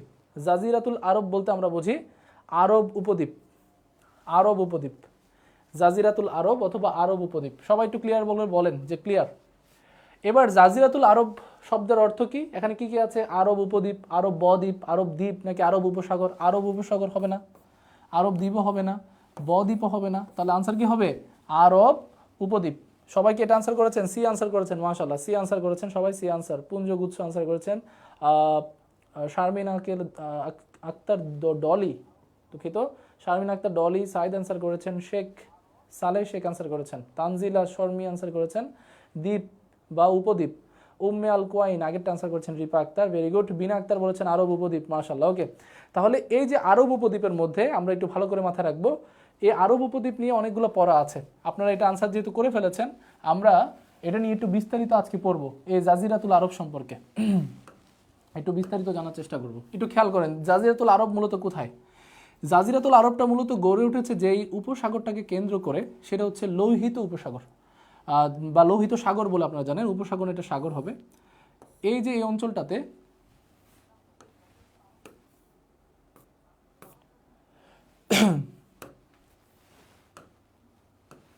ওকে, এই যে এই অঞ্চলটাতে আপনারা দেখবেন লোহিত সাগরটা কিছুটা এইভাবে এসেছে, দুইটা অংশে এটা ভাগ হয়েছে, দুইটা অংশে এটা ভাগ হয়ে এভাবে করে চলে গেছে। এই পাশটাতে হচ্ছে horn of Africa, horn of Africa, এটা আফ্রিকা। এবং এই অংশটা নিয়ে এই অঞ্চলটাকে বলা হয় জাজিরাতুল আরব, যেটার 3 দিকে জল, যেটা 3 দিকে জল। এই পাশটাতে হচ্ছে পারস্য উপসাগর, এদিকটা আছে পারস্য উপসাগর, পারস্য উপসাগর আছে এদিকে। এই দিকটাতে কে আছে বলেন তো? এটা হচ্ছে লোহিত সাগর। আপনারা নাম শুনেছেন না, লোহিত সাগর? এটা হচ্ছে সেই লোহিত সাগর, লোহিত সাগর। ওকে, তার নিচের দিকটাতে কি আছে? নিচের দিকটাতে আপনারা জানেন ইয়েমেনের রাজধানী, ইয়েমেনের যে বন্দর নগরী সেটার নাম হচ্ছে এডেন, এবং এডেন উপসাগর আছে এখানে। এডেন, এডেন আছে, এডেন সাগর বা এডেন উপসাগর আছে এখানে। পাশাপাশি এটাতে আছে ওমান অথবা আরব সাগর, এই দিকটাতে আছে। তাহলে সাগরের অবস্থান আমরা বুঝলাম। এবার আপনাদের কাছে একটা কোশ্চেন রাখি, উপদ্বীপ কাকে বলে? উপদ্বীপ বলতে আপনারা কি বুঝেন স্যার বলেন তো? উপদ্বীপ বলতে আমরা বুঝি এমন একটা অবস্থান যেটার 3 দিকে জল বা পানি থাকবে, একদিকে স্থল থাকবে। তাহলে এই অঞ্চলটা যদি জাজিরাতুল আরব হয়, অর্থাৎ এই অঞ্চলটা, দুঃখিত, যদি এই অঞ্চলটা যদি জাজিরাতুল আরব হয়, এই অঞ্চলটা যদি জাজিরাতুল আরব হয়, তাহলে উপর দিকটা হচ্ছে ভূমি আছে, এদিকে জল, এদিকেও জল, এদিকেও জল, অর্থাৎ এদিকেও পানি, পানি, পানি, 3 দিকে যদি পানি থাকে সেটাকে আমরা বলি উপদ্বীপ। এজন্য এটার নাম হয়েছে আরব উপদ্বীপ। এটার কি নাম হয়েছে স্যার? এটার নাম হচ্ছে আরব উপদ্বীপ। আমরা এখন আরব উপদ্বীপের যে দেশগুলো আছে সেগুলো সম্পর্কে একটু জানবো। যেমন এই অংশটা নিয়ে যে দেশটা আছে এটার নাম হচ্ছে ইয়েমেন। ইয়েমেন, এই ইয়েমেন সম্পর্কে আপনাদের অনেক ধরনের প্রশ্ন আসে। বলা হয় সুখী আরব বলা হয় কাকে? সুখী আরব। ইয়েমেনকে কি বলা হয়? সুখী আরব। সুখী আরব বলা হয়। এখন কে বলতে পারবেন যে এটাকে কেন সুখী আরব বলা হয়? কে বলতে পারবেন? সুখী আরব বা আরাবিয়া ফেলিক্স বলা হয় এটাকে। সুখী আরব অথবা আরাবিয়া ফেলিক্স, আরাবিয়া ফেলিক্স। তাহলে সুখী আরব অথবা আরাবিয়া ফেলিক্স বলা হয় ইয়েমেনকে। কেন বলা হয়? কে আনসার করতে পারবেন? কে আনসার করতে পারবেন? প্রিয় ভাই বোনরা সবাই একটু বলেন, কে আনসার করতে পারবেন? সুখী আরব কেন বলা হয় এই ইয়েমেনকে, এবং এটাকে কেন আরাবিয়া ফেলিক্স বলা হয়? এটা কারণটা আমি বলে দিচ্ছি। এটা কারণটা হচ্ছে ভূগোলবিদ বা ঐতিহাসিকদের মতে এই আরবের যে ভূমি সেটা প্রচণ্ড পরিমাণে উর্বর, এবং এখানের যে জলবায়ু আছে সেটা কিন্তু আর্দ্র জলবায়ু, অর্থাৎ সেখানে বৃষ্টিপাত হয়, যে কারণে এটাকে বলা হয় সুখী আরব। আর উপরেটা কি অসুখী আরব? এমন কিছু না, মূলত এটাতে একটু বেশি কৃষিকাজ বাণিজ্য হয় বলে এটাকে সুখী আরব বলে বোঝানো হয়। সবাই কি বুঝতে পেরেছেন কেন সুখী আরব বলা হয়? এটা কিন্তু এই দিকটা থেকে এই দিকটা একটু উঁচু ভূমি, যে কারণে এখানে পানি জলাবদ্ধ, বা যে এই অঞ্চলটা এখানে পানি ধারণ ক্ষমতাও ভালো, এখানে একটু বৃষ্টিপাতও ভালো হয়, এখানে আর্দ্র থাকে, কৃষি এবং বাণিজ্যের জন্য ভালো। দেখেন চারদিকে কিন্তু সাগর আছে। তো যে কারণে এই ইয়েমেনকে বলা হয়, কি বলা হয় বলেন তো? সুখী আরব বা আরাবিয়া ফেলিক্স বলা হয়, আরাবিয়া ফেলিক্স। ঠিক আছে। এবং আমরা জানি যে এই পুরোটা আরব ভূমির মধ্যে বা জাজিরাতুল আরবের মধ্যে এটা হচ্ছে সেকেন্ড লার্জেস্ট বা দ্বিতীয় বৃহত্তম দেশ। তাহলে দ্বিতীয় বৃহত্তম দেশটার নাম কি? ইয়েমেন। এটা থেকে আপনাদের আসতে পারে। ইয়েমেনের একটা সমুদ্র বন্দরের নাম হচ্ছে এডেন, এই উপসাগরের নামই কিন্তু এডেন। আবার ইয়েমেনের পাশে একটা খুব গুরুত্বপূর্ণ প্রণালী আছে, এই প্রণালীটাকে বলা হয় বাবেল মানদেব। বাবেল মানদেব বলা হয়, বাবেল মানদেব। এগুলো কিন্তু আমরা প্রণালী ক্লাসে পড়েছিলাম স্যার, সবাই কি মনে আছে বলেন তো? বাবেল আর মানদেবটা নিয়ে একটু পড়েছিলাম। Very good, very good, very good. সবাই বলেছেন জলের কাছাকাছি, জলের কাছাকাছি, মাশাআল্লাহ, ভেরি গুড, রাইট আনসার, উর্বর ভূমি, রাইট আনসার। জি স্যার, ওকে। তাহলে এবার আমরা বুঝতে পারলাম যে কেন এটাকে সুখী আরব বলা হয়। এবার আমরা আরো বাকি দেশগুলো সম্পর্কে একটু দেখি যে কোন কোন দেশগুলো এই অঞ্চলটাতে আছে। এই আরাবিয়া ফেলিক্সের মধ্যে কোন কোন দেশগুলা, দুঃখিত, আরাবিয়া ফেলিক্স বলতে তো ইয়েমেনকে বোঝায়। ইয়েমেন ছাড়া এখানে কোন কোন দেশগুলো আছে? যেমন এখানে সবচেয়ে বড় দেশ সেটা হচ্ছে সৌদি আরব। সৌদি আরব, সৌদি আরবটা হচ্ছে সবচেয়ে বড় একটা দেশ। ঠিক আছে। জাজিরাতুল আরবের মধ্যে সবচেয়ে বড় দেশটার নামই হচ্ছে সৌদি আরব, যেখানে ইসলাম ধর্মের আমরা জানি যে একদম ফাউন্ডেশন স্টোনগুলো হচ্ছে সেখানে, বা ফাউন্ডেশন কিন্তু এই সৌদি আরবে। তাহলে সবাই আশা করি ক্লিয়ার। তাহলে সৌদি আরব হচ্ছে ফার্স্ট বা লার্জেস্ট, আর আপনার ইয়েমেন হচ্ছে সেকেন্ড লার্জেস্ট বা দ্বিতীয় বৃহত্তম। ওকে, এই যে এফ এন তন্নি বলেছেন, মাশাআল্লাহ, সুন্দরভাবে বলেছেন যে কেন আরাবিয়া ফেলিক্স বা সুখী আরব বলা হয়। ভেরি গুড, অনেক অনেক ধন্যবাদ আপনাকে। তাহলে এটা একটু মাথায় রাখবেন। আপনাদের যদি মাঝে মাঝে প্রশ্ন আসে এরকম যে জাজিরাতুল আরব বা আরব উপদ্বীপটা কি, মূলত বলবেন পৃথিবীর সবচেয়ে বৃহত্তম উপদ্বীপের নামই হচ্ছে আরব উপদ্বীপ। তাহলে আরব উপদ্বীপ কি? আরব উপদ্বীপ হচ্ছে পৃথিবীর বৃহত্তম উপদ্বীপ, বৃহত্তম উপদ্বীপ, বৃহত্তম উপদ্বীপ। আপনারা অনেকে একটু ভুলবশত বলে ফেলতে পারেন যে স্যার আমি তো একটা বইয়ে পড়েছিলাম পৃথিবীর বৃহত্তম উপদ্বীপ বাংলাদেশ। বাংলাদেশ কিন্তু উপদ্বীপ না, বাংলাদেশ বদ্বীপ। বদ্বীপ, উপদ্বীপ, দ্বীপ, চর, এগুলোর মধ্যে কিন্তু পার্থক্য আছে। লেক, তারপর আপনার যেগুলোকে আমরা মালভূমি বলি, এগুলো থেকে অনেকগুলো বিস্তারিত একটু বলার আছে, বা এগুলোতে অনেক ধরনের পার্থক্য আছে। তো আমরা এই পার্থক্যগুলো জেনেই পড়বো আশা রাখি। ওকে, তাহলে আরব উপদ্বীপটা সম্পর্কে একটু মাথায় রাখবেন। এখানে কি আছে? সৌদি আরব, ইয়েমেন আছে। আর বাকি কোন দেশগুলো আছে এই পাশটাতে আমরা একটু আগে বলেছি, এখানে ইউএই সংযুক্ত আরব আমিরাত আছে, এখানে কাতার আছে, কাতার, এখানে কি আছে? কুয়েত আছে, তারপর আপনারা জানেন যে এখানে বাহরাইন আছে, বাহরাইন, ঠিক আছে? এই বাহরাইন সহ এই পুরোটা অঞ্চলকেই মূলত বলা হচ্ছে সৌদি আরবের গুরুত্বপূর্ণ জাজিরাতুল আরব বা আরব উপদ্বীপ, ঠিক আছে? পাশাপাশি এই যে লোহিত সাগরের তীরবর্তী এই দিকে, এটার উপর দিকটাতে কিন্তু আমরা জানি এই অঞ্চলটাতে পৃথিবীর সবচেয়ে গুরুত্বপূর্ণ যে অঞ্চলটা, বর্তমানে যেখানে সবচেয়ে বেশি হত্যাকাণ্ডের শিকার হচ্ছে মানুষ, আরব এবং ইসরায়েলের, অর্থাৎ ফিলিস্তিন ইসরায়েলের মধ্যে যে সংঘর্ষ, সেটা কিন্তু এই অঞ্চলটাতে। আমরা ফিলিস্তিন ইসরায়েল নিয়ে বিস্তারিত ইনশাল্লাহ একটা ক্লাস করব। তাহলে জাজিরাতুল আরব সম্পর্কে সবার ক্লিয়ার আছে কিনা স্যার একটু বলেন? জাজিরাতুল আরব সম্পর্কে সবার কি ক্লিয়ার আছে? জাজিরাতুল আরব সম্পর্কে সবার কি ক্লিয়ার আছে? সবার কমেন্টটা একটু দেখতে চাই আমি। জাজিরাতুল আরব সম্পর্কে সবাই ক্লিয়ার আছেন? তাহলে জাজিরাতুল আরব মূলত কি বলছে? আরব উপদ্বীপ সম্পর্কে বলছে। আরব উপদ্বীপ বলতে আমাদের যে আরবের অঞ্চলের যে দেশগুলো আছে সেগুলো সম্পর্কে বিস্তারিত বলে জাজিরাতুল আরব বা আরব উপদ্বীপ। পৃথিবীর সবচেয়ে বড় বা বৃহত্তম উপদ্বীপ হচ্ছে এই আরব উপদ্বীপ। তাহলে আশা করছি সবাই ক্লিয়ার। মাশাআল্লাহ, সবাই বলছেন স্যার ক্লিয়ার ক্লিয়ার ক্লিয়ার। ডান বলেছেন। কে বলেছেন? খালেদা বেগম বলেছেন ডান। ওকে, পার্থক্যগুলো বললে ভালো হতো। আচ্ছা, হারুন ও রশিদ স্যার বলেছেন পার্থক্যগুলো বললে ভালো হতো। ওকে, আপনারা যেটা চাবেন সেটাই কিন্তু আপনাদের জন্য হাজির আছে। আচ্ছা স্যার, একটু খেয়াল করেন সবাই, পার্থক্যটা কি?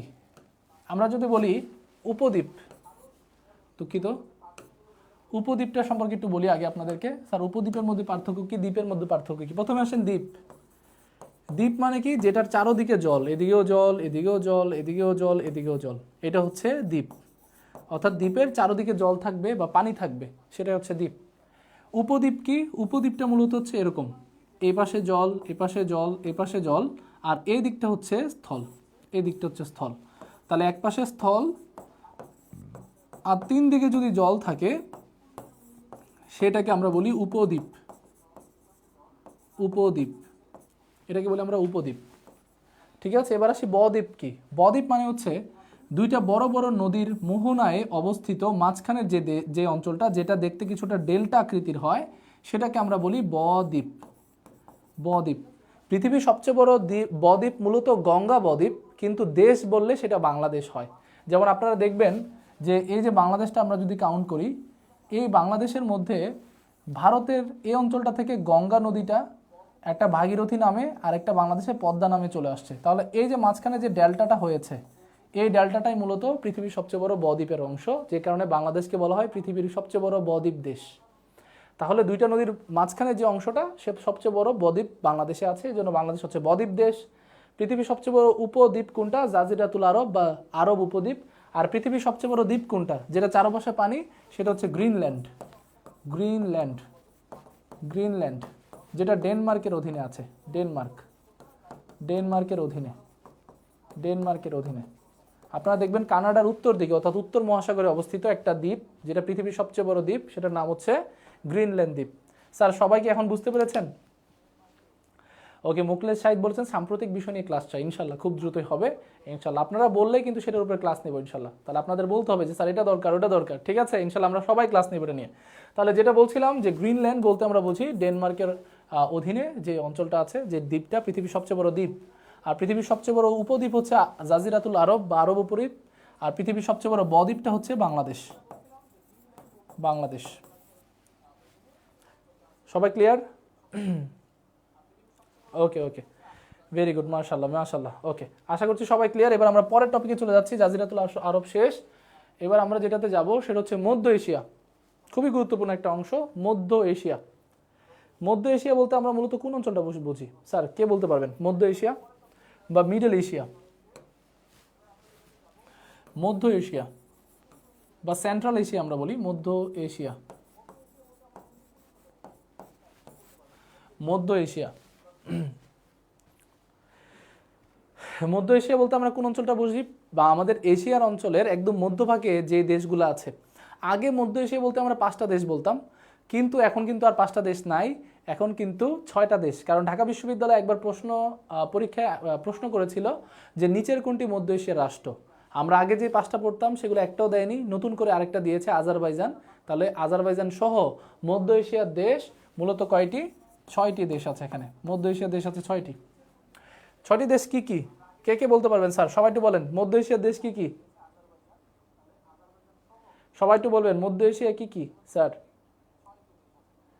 মধ্য এশিয়া কি কি স্যার? সবাই একটু বলতে হবে।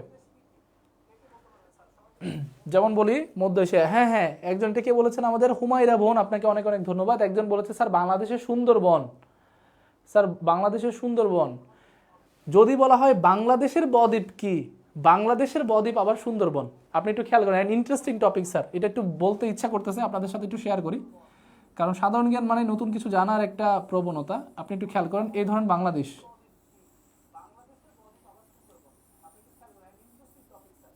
ধরেন এটা বাংলাদেশ, এই বাংলাদেশের মধ্যে সুন্দরবন অঞ্চলটা কোথায়? এই জায়গাগুলোতে, এগুলো হচ্ছে সুন্দরবন, এটা হচ্ছে সুন্দরবন।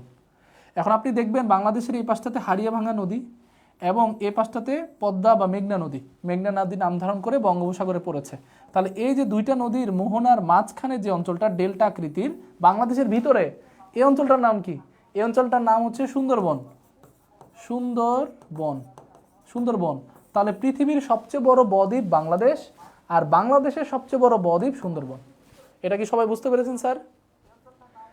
স্যার এটা কি বুঝতে পেরেছেন? স্যার এটা কি বুঝতে পেরেছেন? তাহলে আপনাকে যদি বলা হয় পৃথিবীর সবচেয়ে বড় বদ্বীপ কোনটা, বাংলাদেশ, আর পৃথিবীর পরে বাংলাদেশের যদি এভাবে বলা হয় বাংলাদেশের সবচেয়ে বড় বদ্বীপ কোনটা, সেটা হবে সুন্দরবন। ওকে ওকে ওকে। এবার আপনাদের এখানে একটু মজার ছলে আমি বলেছি যে মধ্য এশিয়ার দেশ কোনটি? তাজিকিস্তান, সাইদুলিস্তান, মঈনিস্তান নাকি শকিনাস্তান? সবাই বলেন কোনটা হবে? কেউ আবার মঈনিস্তান, মঈন স্যারের নাম দিয়ে দেন না, সবগুলোর পাশে স্থান স্থান আছে এই জন্য দিয়ে দিছি আর কি। ঠিক আছে, okay, very good very good very good very good, মাশাআল্লাহ। ওকে, আচ্ছা, এবার আমরা এটা সম্পর্কে একটু বলি। এবার আমরা একটু মধ্য এশিয়া নিয়ে একটু আলোচনা করি। মধ্য এশিয়া মূলত পৃথিবীর কোন অঞ্চলটাতে স্যার বলেন তো? পৃথিবীর একদম, পৃথিবী না, এশিয়ার মিডল এশিয়া বা মধ্য অঞ্চলে। ঠিক আছে, তাহলে কোন কোন দেশগুলো আছে, দেশগুলো মনে রাখার জন্য আপনি এভাবে মাথায় রাখবেন যে ভাইয়ের তুতা কাকি উড়ে গেছে। ভাইয়ের তুতা কাকি উড়ে গেছে, তুতা পাখি না কিন্তু, আবার কাকি দিয়ে মনে রাখবেন যে ভাইয়ের একজন কাকি ছিল তুতা কাকি, এই তুতা কাকি উড়ে গেছে। আপনাদের এই বয়সে যাদের চাকরি হয় না তাদেরও তুতা কাকিগুলো আসলে উড়ে যায়। ঠিক আছে, তাহলে আমরা এভাবে মাথায় রাখবো যে আমরা এই তুতা কাকিগুলোকে মূলত বা তুতা পাখিগুলোকে বসে আনার জন্য আমাদের কিন্তু একটা কি চাই, আমাদের একটা চাকরি চাই। তাহলে আপনারা মধ্য এশিয়া দিয়ে মাথায় রাখবেন, মধ্য এশিয়া যে ভাইয়ের তুতা কাকি উড়ে গেছে, এই ভাই থেকে আমরা মাথায় রাখবো আজারবাইজান, আজারবাইজান, আজারবাইজান। তু থেকে আমরা কি মনে রাখবো? তু থেকে তুর্কমেনিস্তান, তুর্কমেনিস্তান, তুর্কমেনিস্তান। তা থেকে কি মনে রাখবো? Tajikistan, Tajikistan. কা থেকে কাজাখস্তান, এবং কি থেকে কিরগিস্তান। সব দেখেন স্থান স্থান, কিরগিস্তান। এবং উড়ে উ থেকে আমরা মনে রাখবো উজবেকিস্তান, উজবেকিস্তান। এটা আমরা আগে আরেকটা নিয়ম দেখে শিখেছিলাম, আপনারা যেটা ওটা মুখস্থ রেখেছেন সেটাও মারতে পারেন। নিউ আরেকটা টেকনিক, সেটা হচ্ছে এরকম যে তুতা তুতা কাকি উস্তান প্লাস বাইজান, এভাবে আমরা মনে রাখছিলাম। তাহলে আপনি যেটা ইচ্ছা সেটা দিয়ে মাথায় রাখতে পারেন, যেটা আপনার ইজি মনে হয়। আপনি দেখবেন 2বার পড়লেই আপনাদের সব ক্লিয়ার হয়ে যাবে। সংবিধান নিয়ে ক্লাস চাই ইনশাল্লাহ, হবে সংবিধান নিয়ে একটা বিস্তারিত ক্লাস হবে ইনশাল্লাহ। ওকে, তাহলে স্যার সবাই একটু বলেন তো 5টা স্থান আছে কোথায় মধ্য এশিয়াতে, কি কি আছে? Azerbaijan, Turkmenistan, Tajikistan, Kazakhstan, Kyrgyzstan, Uzbekistan. ঠিক আছে, তুতা কাকি উস্তান প্লাস বাইজান, ভেরি গুড এফএন চৌধুরী। তুতা কাকি উস্তান প্লাস বাইজান, এই নিয়মটা সবচেয়ে ইজি। তুতা কাকি উস্তান প্লাস বাইজান, এটা কিভাবে মাথায় রাখবেন? দেখেন আপনারা যে এই যে চাকরি পান না, আপনারা কষ্ট আপনার, ঝামেলা আপনার, ঠিক আছে, আপনাদের ঝামেলা, কিন্তু দেখবেন আপনাদের আশেপাশে কিছু কাকিমারা আছে, যে কাকিমারা কি করবে, যে কাকিমারা মূলত হচ্ছে এই যে সারাদিন বলে রাখবে যে বাবা তোমার চাকরি হয় নাই, কবে হবে চাকরি, ঠিক আছে, মানে আপা আপনার মেয়েটার কবে চাকরি হবে, বিয়ে দিবেন কবে, ছেলেটার বিয়ে দিবেন কবে, এই ধরনের মানে সারাদিন তারা হচ্ছে তুতু করে বেড়ায়। তো তাদের নামটা দিয়ে মনে রাখবেন যে তুতা কাকি, আর তারা পুরোটা দুনিয়া উস্থান করে ফেলে একবার, উস্থান প্লাস আপনাদের আশেপাশে যে বাইজানেরও আছে তারাও, তাহলে তুতা কাকি উস্তান প্লাস বাইজান, এটা দিয়ে মাথা রাখবেন। মধ্য এশিয়ার যে দেশগুলো আছে যেমন Turkmenistan, Tajikistan, Kazakhstan, Kyrgyzstan, Uzbekistan এবং আজারবাইজান। তাহলে আনসারটা শকিনিস্তান হবে না, মঈনিস্তান হবে না, সাইদুল ইস্তান হবে না, আনসারটা হবে তাজাকিস্তান, আনসারটা হবে তাজাকিস্তান। সবাই কি ক্লিয়ার? ওকে ওকে, ভেরি গুড ভেরি গুড। ওকে, শাফিউল ইসলাম বলেছেন শীতকাল আসে নাই স্যার। মনে হয় আপনি আপনার অ্যাটায়ার দেখে বা আমার যে পোশাক দেখে সেটা বলছেন, কিন্তু আপনি একটা একটা জায়গায় গেলে, আমাদের তো বিভিন্ন ভার্চুয়াল মিটিংয়ে যুক্ত হতে হয়, আপনি যখন কয়দিন পরে একটা ব্যাংকে যুক্ত হবেন বা আপনি যখন একটা ফার্স্ট ক্লাস জবে যুক্ত হবেন, আপনাকে 24 ঘন্টা এভাবেই থাকতে হবে। ইভেন ধরেন আপনি পুলিশে যুক্ত হয়েছেন, আপনাকে সারাদিন ইউনিফর্ম পরে রাখতে হবে।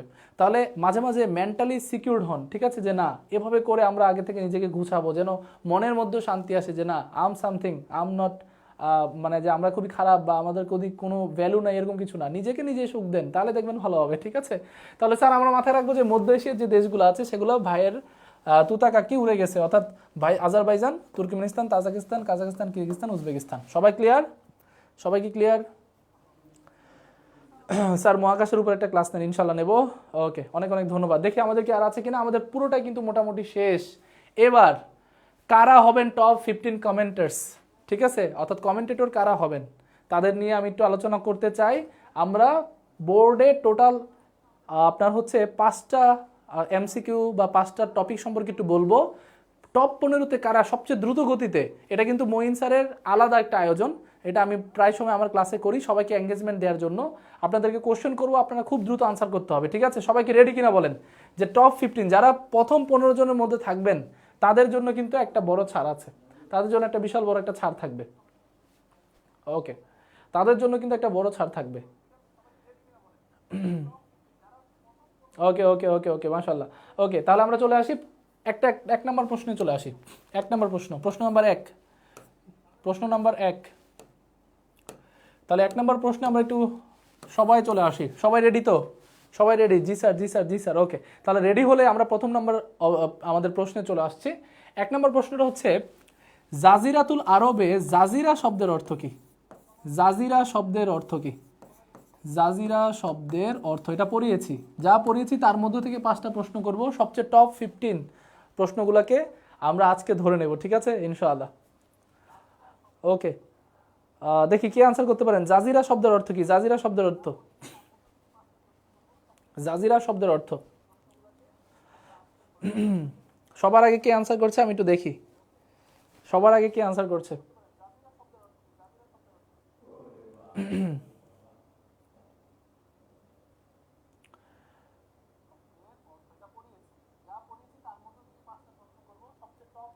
ওকে, আমার এখানে খুবই স্লো, ওরে অনেকে অনেকে অলরেডি আনসার করে ফেলেছেন। রেডি? সবার আগে আনসার করেছেন আশরাফুল, আনসার করেছেন উপদীপ, আব্দুর রহিম আনসার করেছেন উপদীপ, জয়, সাধন আনসার করেছেন উপদীপ, 3 জন। উপদীপ দেখেন স্যার, উপদীপ না কিন্তু, জাজিরা শব্দের অর্থ কিন্তু দ্বীপ।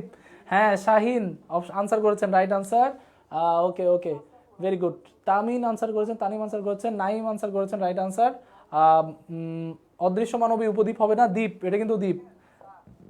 ওকে, শিশির বিন্দু রাইট আনসার করেছেন, M A Saeed right answer করেছেন, রবিউল রাইট আনসার করেছেন, রাসেক বিন আব্দুল খালিদ বলেছেন দ্বীপ, ভেরি গুড। সুমি ইসলাম বলেছেন উপদ্বীপ, উপদ্বীপ না কিন্তু। জাজিরা শব্দের অর্থ মূলত দ্বীপ, কিন্তু জাজিরাতুল আরব বলতে মূলত আরব উপদ্বীপটাকে বোঝায়, ঠিক আছে। তাহলে জাজিরা শব্দের অর্থটা আক্ষরিক অর্থে দ্বীপ, ঠিক আছে। আশা করছি সবাই ক্লিয়ার, সবাই ক্লিয়ার, ভেরি গুড। মা মেডিসিন, ওকে ভেরি গুড। তারপরে হচ্ছেন অজয় চন্দ্র, ভেরি গুড। রাসেল বিন আব্দুল খালেক, ভেরি গুড। ফিরোজ খান, ভেরি গুড। আশা করছি এটা ক্লিয়ার। 1 নম্বর কোশ্চেন সবাই ক্লিয়ার, 15 জনের নাম আমরা পড়লাম। এটার পরে 2 নম্বর প্রশ্নে চলে আসি। প্রশ্ন নম্বর 2, প্রশ্ন নম্বর 2, এবার একটু খেয়াল করেন 2 নম্বর প্রশ্ন কারা পড়বে। 2 নম্বর প্রশ্নতে আমরা একটু বলি, আমরা যদি বলি এভাবে যে তুর্কমেনিস্তান, তুর্কমেনিস্তান, তুর্কমেনিস্তানের অবস্থান কোথায়? তুর্কমেনিস্তানের অবস্থান কোথায়? এটা কি দক্ষিণ এশিয়া? এটা কি দক্ষিণ এশিয়া? এটা কি দক্ষিণ এশিয়া? এটা কি মধ্য এশিয়া? এটা কি মধ্য এশিয়া নাকি এটা পারস্য, পারস্য দেশ? কোনটা হবে দেখি আনসার করেন। 3টা অপশন দিলাম, দ্রুত টপ 15কে আমরা ধরবো। সবার আগে কি আনসার করতে পারেন? সবার আগে একটু দেখি, তো সবার আগে আনসার করেছেন আসলাম শিকদার আনসার করেছেন মধ্য এশিয়া, FN চৌধুরী মধ্য এশিয়া 2 জন, রুজিনা আক্তার 3 জন মধ্য এশিয়া, শাহিন আপন বলেছেন 4 জন, ভেরি গুড, বিনা আক্তার 5 জন, তারপর ফেরদৌসি তন্নি 6 জন, ভেরি গুড। একটু অপশনগুলো আনসারগুলো দেখি আর কে কে আছে। ওকে, তারপর ওরে বাবা একসাথে অনেকে, আলামিন ভেরি গুড, শহীদ ইসলাম, দীপ আগেরটা বলেছেন, নুলিফা ইয়াসমিন ভেরি গুড, তারপরে বলেছেন সিম কি বলেছেন, পারস্য দেশ হবে না, জুবাইর আহমেদ ভুল আনসার, ভেরি গুড, অনেক অনেক ধন্যবাদ, ভেরি গুড। মধ্য এশিয়া হাসি মধু বলেছেন, ওকে, অনেকে দক্ষিণ এশিয়া বলেছেন, হবে না, এটা মধ্য এশিয়া হবে। রায়হান মন্ডল বলেছেন মধ্য এশিয়া। লাস্ট আরেকজন একটা নেব, সেটা হচ্ছে আনায়েতুল্লাহ নাকি, হ্যাঁ আনায়েতুল্লাহ এবং রাসেল বিন আব্দুল খালিক, সবাই বলছেন মধ্য এশিয়ান, মাশাল্লাহ। টপ 15টা আমরা পেয়ে গেলাম। পরের কোশ্চেনটাতে আমরা চলে যাচ্ছি। পরের কোশ্চেনটা একটু খেয়াল করেন। পরের কোশ্চেনটা হচ্ছে 3 নম্বর প্রশ্ন। টোটাল 2টা প্রশ্ন হয়েছেন, টপ 15গুলো কিন্তু আমরা পেয়ে গেছি। সবাই খুব ইজি ওয়েতে এবং দ্রুত আনসার করছেন। এবার বলেন বাংলাদেশের, এটা যদি অফ টপিক, বাংলাদেশের বদ্বীপ কোনটি? যারা ক্লাসে মনোযোগী ছিল তারা বলতে পারে বাংলাদেশের বদ্বীপ কোনটি? বাংলাদেশের বদ্বীপ কোনটি? কে আনসার করতে পারবে? সবার আগে, সবার আগে, মধ্য এশিয়া, মধ্য এশিয়া এখনো চলছে। এটা একটু দেখি, বাংলাদেশের বদ্বীপ কোনটা? আমি জানি যে আপনাদের হয়তো আরো অনেক বেশি ফাস্ট হয়ে যাচ্ছে, মেবি আমারই নেট স্লো। ওকে, বাংলাদেশের বদ্বীপ কোনটি? বাংলাদেশের বদ্বীপ, ভেরি গুড, অলরেডি আনসার চলে আসছে, very good, very good, very good. একজন বলেছেন স্যার সুন্দরবন, আসলাম শিকদার বলেছেন সুন্দরবন, ভোলা বলেছে, ভোলা তো হবে না। ওকে, শিলা, হ্যাঁ Shakira Tasnim Shila, very good. Mahbubur Rahman, very good. তারপর এনামুল হক সবার আগে আনসার করেছিলেন তিনি, শিশির বিন্দু সুন্দরবন। আলামিন, নাইম ভাই বলেছেন, অনেক ধন্যবাদ, ভেরি গুড। তারপরে অদৃশ্য মানব সুন্দরবন, ভেরি গুড। বাংলাদেশ বলেছেন, বাংলাদেশ হবে না কিন্তু, বাংলাদেশের বদ্বীপ বাংলাদেশ হয় কোনো সময়? এটা কি হবে? সুন্দরবন। ফারজানা ফেরদৌস তন্নি, জাহিদ জাবায়েদ ওমর, তারপর মোয়াজ্জেম সাইদ স্যার বলেছেন, আরিয়া ইসলাম বলেছেন, হারুন নুর রশিদ স্যার বলেছেন, শহীদ ইসলাম স্যার বলেছেন, ভেরি গুড। এটা কি মনিরুল ইসলাম, রায়হান মন্ডল। আরেকজনের নাম নেব, সেটা হচ্ছে মারুফ খান, আবারও রাসেল বিন আব্দুল খালিক। ওকে, 3টা কোশ্চেন আমাদের হয়ে গেল, 15টা আপনারা সবাই পারছেন, মাশাল্লাহ। এবার আমরা তাহলে আরেকটা নিয়ে একটু বলি, পারস্য উপসাগরীয় রাষ্ট্র কয়টি? কে আনসার করতে পারবেন বলেন? পারস্য উপসাগরীয় রাষ্ট্র কয়টি? পারস্য উপসাগরীয়, আমি জানি যে প্রশ্ন লিখতে লিখতে অনেকে আনসার করে ফেলেছেন, রাষ্ট্র কয়টি? পারস্য উপসাগরীয় রাষ্ট্র কয়টি? কে আনসার করতে পারবে? দেখি, সুন্দরবন অনেকে আনসার করছেন আগেরগুলা, ভেরি গুড। সুন্দরবন, সুন্দরবন আগেরগুলা, রাসেল বিন আব্দুল খালিক, বিন আমি আগেও বলেছি সুন্দরবন, ভেরি গুড, আপনি পাস। আফরোজা বলেছেন, ভেরি গুড। হাফেজ আশরাফুল ইসলাম সবার আগে এই কোশ্চেনটা আনসার করেছেন, নাদিয়া ইসলাম 8টি। ওকে, জাহান মিষ্টি বলেছেন 8টি, ভেরি গুড, 2 জন। হেসানুল্লাহ বলেছেন 5টি, স্যার 5টি হবে না। শাহিন আপন বলেছেন 7টি হবে না। ওকে, রাজীব রহমান বলেছেন 8টি, ভেরি গুড, 8টি আনসার। জুলহাস উদ্দিন বলেছেন 8টি।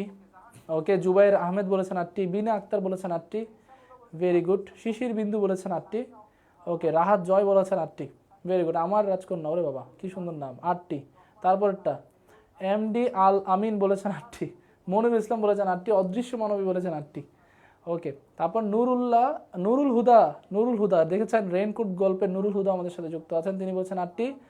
তারপরে হচ্ছে পাপ্পু ভাই বলেছেন আমাদের 7টি হবে না, 8টি হবে, ভেরি গুড। লাস্ট আরেকটা ডলি ম্যাডাম বলেছেন, আমাদের বোন ডলি বলেছেন 8টি, অনেক ধন্যবাদ, 8টি। তাহলে সবার আনসার হচ্ছে 8টি। লাস্ট আরেকটা কোশ্চেন, আজকের লাস্ট কোশ্চেনটা আমরা একটু নিয়ে নিই। লাস্ট কোশ্চেনটার পরে আপনাদের জন্য একটা ধামাকা থাকছে, যারা টপ 15 কোশ্চেনগুলো আনসার করছেন তাদের জন্য একটা আমার পক্ষ থেকে একটা দাওয়াত থাকবে। পঞ্চম যে প্রশ্নটা, এই পঞ্চম প্রশ্নটা হচ্ছে পৃথিবীতে বা বিশ্বে বিশ্বে মোট স্থলবেষ্টিত রাষ্ট্র কতটি? স্থলবেষ্টিত রাষ্ট্র কয়টি? কে কে আনসার করতে পারবেন? স্থলবেষ্টিত রাষ্ট্র কয়টি? তাহলে বিশ্বে মোট স্থলবেষ্টিত রাষ্ট্র কয়টি? বিশ্বে মোট স্থলবেষ্টিত রাষ্ট্র কয়টি? এটা কে কে আনসার করতে পারবেন? বিশ্বে মোট স্থলবেষ্টিত রাষ্ট্র কয়টি? দেখি কারা কারা সবার আগে আনসার করেছেন। বিশ্বে মোট স্থলবেষ্টিত রাষ্ট্র কয়টি? এই ধরনের প্রশ্ন কিন্তু আপনাদের বারবার আসে স্যার, তাহলে এটা কিন্তু বারবার পড়তে হবে, বারবার রিভিশনের মধ্যে রাখতে হবে, এবং আমি মনে করি যে এটা রিভিশনের মধ্যে রাখলে আপনারা খুব ভালো কিছু করতে পারবেন ইনশাল্লাহ। ঠিক আছে, তাহলে আমরা যদি বলি যে সবচেয়ে স্থলবেষ্টিত রাষ্ট্র কয়টা, বিশ্বের স্থলবেষ্টিত রাষ্ট্র কয়টা? আমার এখানে নেট খুবই স্লো, আমি খুবই স্লোলি দেখতে পাচ্ছি। তাহলে স্থলবেষ্টিত রাষ্ট্র কয়টি? সবাই একটু আনসার করেন। বিশ্বের সবচেয়ে গুরুত্বপূর্ণ স্থলবেষ্টিত রাষ্ট্র কয়টি?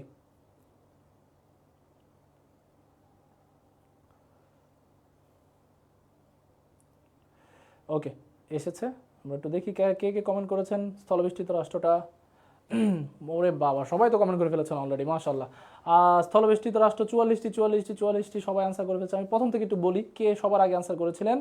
সবার আগে আনসার করেছিলেন হচ্ছে, ওরে বাবা সবাই তো আনসার করেছেন, আল রাহা ভুইয়া, তারপর হারুনুর রশিদ, সরোয়ার, মুস্তাকিম, ভেরি গুড স্বর্ণী, তারপর হচ্ছে শারমিন, শহীদ ইসলাম, আমিনুল ইসলাম, ঈশা, অদৃশ্য মানবী, হাবিবুর রহমান স্যার, বিউটি খাতুন, নুরুল আফসার, রাসেল বিন আব্দুল খালেক, তারপর তাহমিনা খাতুন, তৌহিদ ইসলাম সাগর, মা মেডিসিন থেকে একজন বলেছেন, রোজি জান্নাত, হাফিজ শেখ সোহেল এবং নাদিরা ইসলাম নিশি, আলামিন হোসেন। সবার নামগুলো একটু পড়ি, সবাই ক্লাস করেছে, সবার নামগুলো একটু পড়ি। ডলি ম্যাডাম আমাদের, তারপরে রায়হান মন্ডল ভাই আমাদের, তারপর মারুফ খান স্যার আমাদের, মশিউর রহমান স্যার আমাদের, ইয়াসিন খান, আলামিন, মামুন, বা সবাই আনসার করেছেন।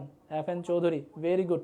তারপর মলি, তারপর হচ্ছে ইলিনা হুসাইন, মলি আনসার করছেন সবাই, মাশাআল্লাহ। তাহলে আপনাদের সকলের জন্য অনেক অনেক শুভকামনা। আপনারা সবাই আশা করি আজকের ক্লাসটা থেকে বেনিফিটেড হয়েছেন। আমরা মূলত কোনগুলা ফোকাস করেছি সেগুলো সম্পর্কে একটু বলে রাখি। আপনারা দেখবেন যে আমাদের এই যে প্রথম যে ম্যাপ, এই অঞ্চলটা এশিয়ার যে ম্যাপ নিয়ে আমাদের যে ভয় ছিল, এশিয়ার ম্যাপের কোথায় কি আছে, কোন দেশগুলো আছে, এগুলো নিয়ে যে আমাদের ভয় ছিল, সেগুলো আশা করি আজকের ক্লাসটা এবং আগের পার্ট 1 করলে, দুইটা পার্ট করলে আপনাদের আশা করি একদমই ক্লিয়ার হয়ে যাবে। কারণ এই এশিয়ান যে ম্যাপের ভয়, সেটা আমরা দূর করেছি কীভাবে একটু খেয়াল করেন। প্রথমত আমরা এশিয়ার মধ্যে যে অঞ্চলগুলো পড়েছি সেগুলো একটু হাইলাইট করে দেই।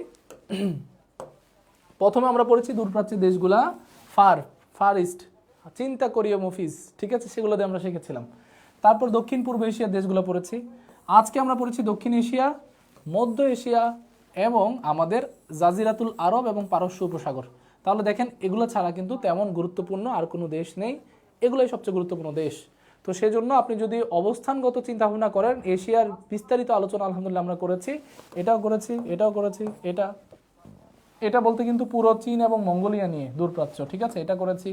আমাদের এই যে কাজাকস্তান নিয়ে এই অঞ্চলটা, ইরানের নিয়ে এই অঞ্চলটা, যেটাকে আমরা পারস্য উপসাগর বলছি, আর জাজিরাতুল আরব, এই যে ইয়েমেন নিয়ে এই অঞ্চলটা, এটা হচ্ছে জাজিরাতুল আরব, ইরাক সহ, তাহলে এই অঞ্চলটা। তাহলে আশা করছি আপনাদের ম্যাপ নিয়ে আর কোনো ভয় হওয়ার ঝামেলা নাই।